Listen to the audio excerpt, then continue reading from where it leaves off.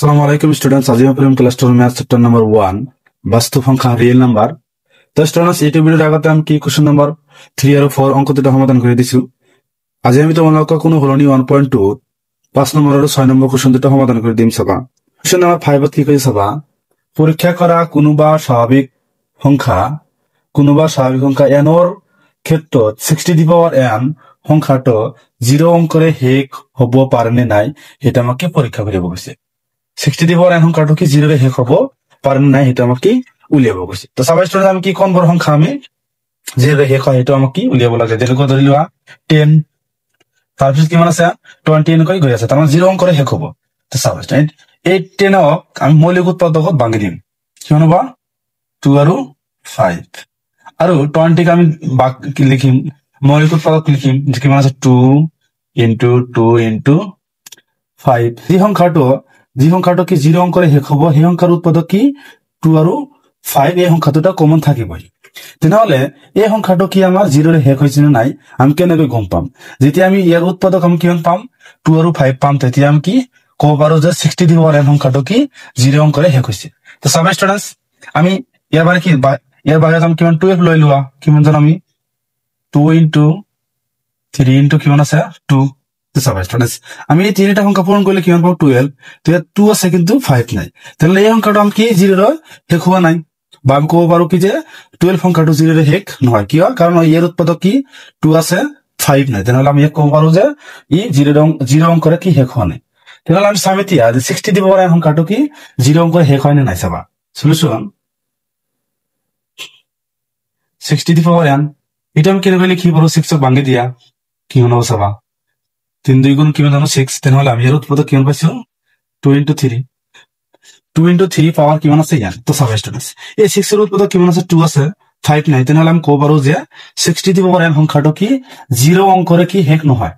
আমি লিখিম যে এতেকে 6ৰ উৎপাদক 2 আছে কিন্তু 5 নাই, তেনেহলে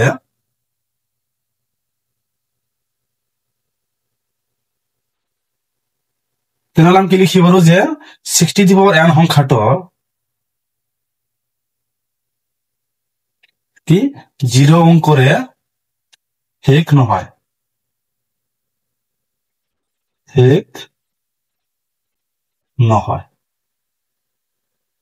ইয়ালৈকে তোমালোকে কৰি দিবা, ইয়ালৈকে কৰি দিলে তোমালোকে ফুল মাৰ্ক পাই যাবা। কি যি সংখ্যাৰ উৎপাদক 2 আৰু 5 থাকিব সেই সংখ্যাটো কিমান হ'ব 0 অংকৰে শেষ হ'ব। তেনেহলে আমি কি পাইছো 2 আৰু 3 পাইছো, পৰীক্ষা কৰি আমি কি পাইছো যে 60 দি পাৱাৰ n 0 অংকৰে শেষ নহয়। এতিয়া আমি তোমালোকক কি 6 নম্বৰটো কৰি দিম চাবা। তো স্টুডেন্টস এতিয়া আমি তোমালোকক কোশ্চেন নাম্বাৰ 6 টো সমাধান কৰি দিম, কি কৰি চাবা 7 into 11 into 13 plus 13 আৰু 7 into 6 into 5 into 4 into 3 into 2 into 1 plus 5 সংখ্যা দুটা কিয় যৌগিক সংখ্যা ব্যাখ্যা কৰা। এই সংখ্যা দুটা কিয় যৌগিক সংখ্যা এটা আমাক কি ব্যাখ্যা কৰিব গৈছে। তাৰ আগতে তোমালোকে বুজি লোৱা কি যৌগিক সংখ্যা কাক কয়। যি সংখ্যাৰ উৎপাদক কি দুটা বা তাতকৈ বেছি সেই সংখ্যাটোক আমি কি বুলি কওঁ যৌগিক সংখ্যা, আৰু মৌলিক সংখ্যা বাদে যে সংখ্যাবিলাক আছে সেই সংখ্যাবিলাক আমি যৌগিক সংখ্যা বুলি ক'ব পাৰো। তো যেনেকৈ ধৰি লোৱা 10 উৎপাদক আমি কিমান জানো 2 into 5। যি সংখ্যাৰ উৎপাদক আমি মৌলিক সংখ্যা পাম সেই সংখ্যাটোক আমি যৌগিক সংখ্যা ক'ব পাৰো। আমি যি সংখ্যাৰ উৎপাদক আমি মৌলিক সংখ্যা পাম সেই সংখ্যাবোৰক আমি কি ক'ব পাৰো যৌগিক সংখ্যা। তেনেহলে এই সংখ্যা দুটা যৌগিক হয় নে নহয় এটা আমি পৰীক্ষা কৰি চাম। সলিউশন এই সংখ্যাটোৰ উৎপাদক আমাৰ কি মৌলিক সংখ্যা আছে নে নাই এটা আমি চেক কৰি চাবা। 7 into 11 into 13 plus 30 স্টুডেন্টস এবাৰ আমি কি কমন লব পাৰো 13 টো কমন লব পাৰো, 13 কমন লোৱা কিমান থাকে 7 into 11 into 1 plus 1 স্টুডেন্টস 7 আৰু 1 পূৰণ কৰিলে কিমান হ'ব 77, আৰু 1 পূৰণ কৰিলে কিমান হ'ব 77, আকৌ 77 ৰ লগত 1 যোগ কৰিলে কিমান হ'ব 78, তেনেকৈ 13 into 78। তো 13 আমাৰ কি মৌলিক সংখ্যা ওলাইছে। এতিয়া আমি কি 78ক আমি মৌলিক উৎপাদকক ভাঙি দিম, মৌলিক সংখ্যা হয় নে নহয় চাবা। 78 ভাঙি দিয়া 2 ৰে ডিভাইড কৰি পাৰো, কিমান হ'ব 3 2 গুণ 6, ইয়াত কিমান বেছি থাকে 1, কিমান হ'ব এই সংখ্যাটো তুমি 8 ৰ বাওঁফালে বহাইতে কিমান হ'ব 18, তেনেহলে কিমান হ'ব 9 2 গুণ 18, তাৰপিছত 3 ৰে ডিভাইড কৰি পাৰো 1 3 তো সাবস্টেন্স এইটা আমি কিমান পাইছি 2 3 13 তাহলে এই সংখ্যা তিনিটা আমি কি জানো মৌলিক সংখ্যা কি লিখি পাৰো যে 13 ইনটু 2 ইনটু 3 ইনটু 13 এই সংখ্যাটোৰ আমি কি উৎপাদক বল কিমান পাইছি মৌলিক সংখ্যা তেনেহলে এই সংখ্যাটোক আমি কি কব পাৰো যৌগিক সংখ্যা এতিয়া আমি এইটো ব্যাখ্যা কৰিম চাবা কি আছিল এইটো 7 into 6 into 5 into 4 into 3 into 2 into 1 plus কিমান আছে 5 তো ইয়াৰ পৰা আমি কিমান কমন লম 5 টো কমন লম 5 কমন লম কিমান কমন লম 5 কিমান থাকে 7 into 6 into 1 1 into 4 into 3 into 2 into 1 plus কিমান থাকে 1 তো সাবস্টেন্স এতিয়া আমি সকলোবোৰ সংখ্যা পূৰণ কৰি যোগ কৰিম কি হ'ব চাবা পূৰণ কৰি দিয়া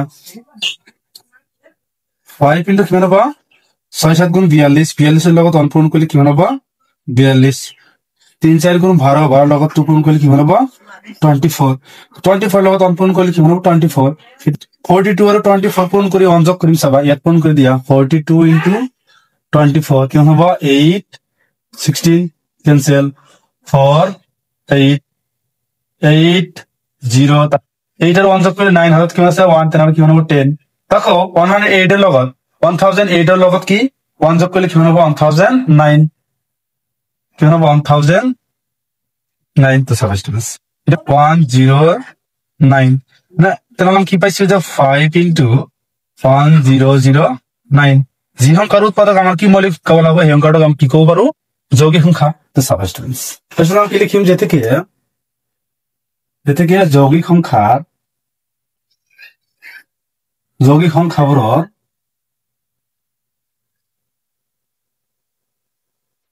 যৌগিক সংখ্যাবোৰৰ কি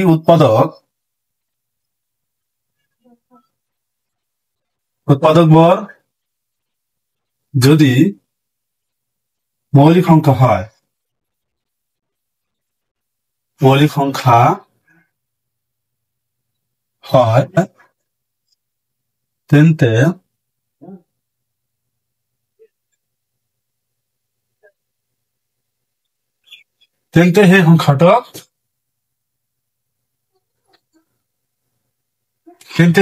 সেই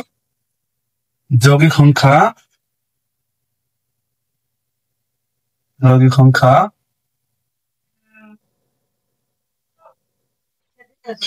যৌগিক সংখ্যা বলা হয় বলে